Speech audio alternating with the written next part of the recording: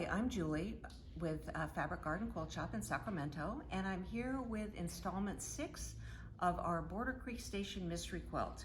So installment 6 means we're almost done, so I hope you're keeping up. So what we need to do today is from baggie C and D, you're going to pull those out and we're going to stitch them together. Couple of things to point out. Remember, with D, you have a definite right and a left, so make sure that you've got the correct ones down and that they're facing in the correct direction.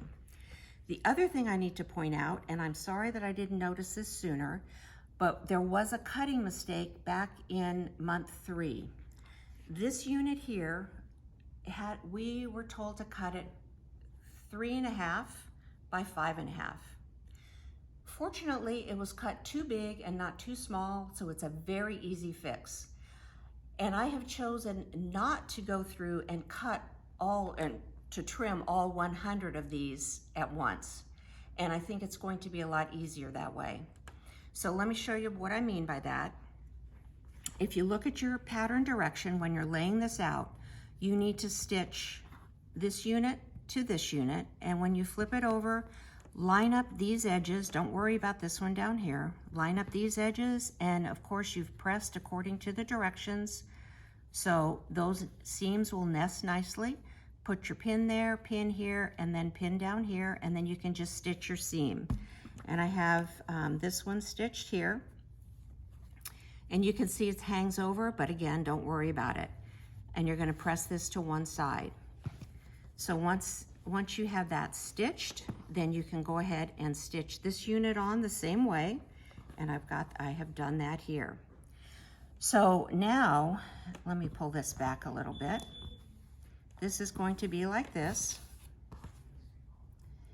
and then this one will be like this, and now you need to put your unit A in there. And again, this is going to be too long, but it's okay, because as long as these centers match, and it does, you're going to flip this down like this, and you can butt up your seams. You're going to pin those just like that, butt them up, and then don't worry that you've got these little tails hanging off.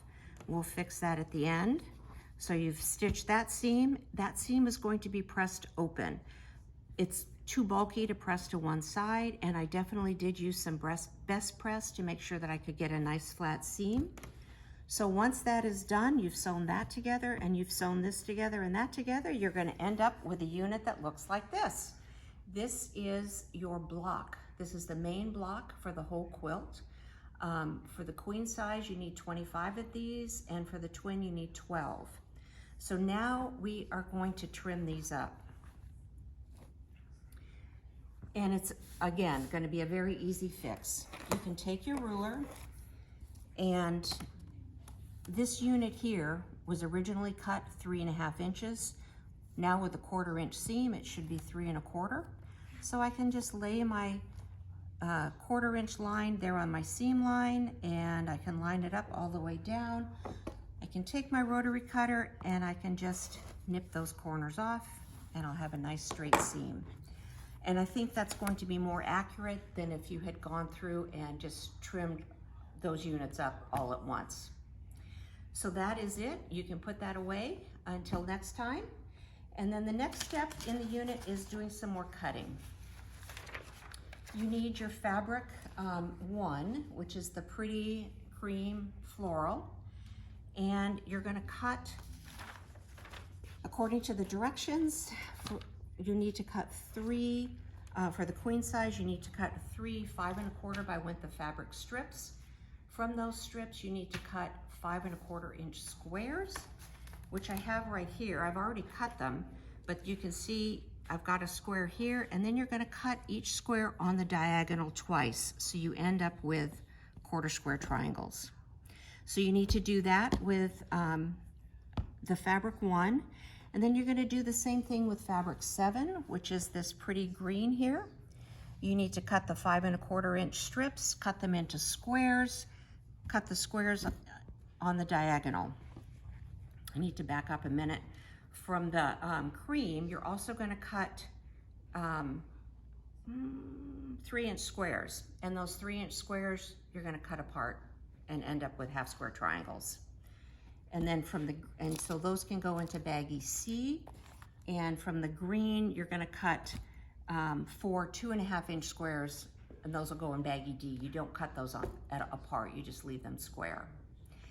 On page 3 of your instructions, you'll notice there's an optional ruler that you can use for trimming the dog ears off of your quarter square triangles. So they mentioned the easy angle ruler. We don't carry that in the shop, but we do carry the Creative Grids folded corner, which is essentially the same thing. And again, this is optional, but if you have this ruler and you want to cut your dog ears off, basically all you're going to do, you can look at the picture in the on the diagram, but you've got your, it's basically to get this point here. So you can line up the ruler with the bottom here and the side here and just trim it off. And then you can just move it over and repeat it on the other side. But again, it's optional. So I have not done it yet on mine. I'm gonna wait and see when it comes to that. We're not gonna be sewing with those until month 8, so I'm gonna wait and see what I think. Anyway, that is it for this month. And if you have any questions, always feel free to come in or give us a call at the shop. Thank you very much. I'll see you next time.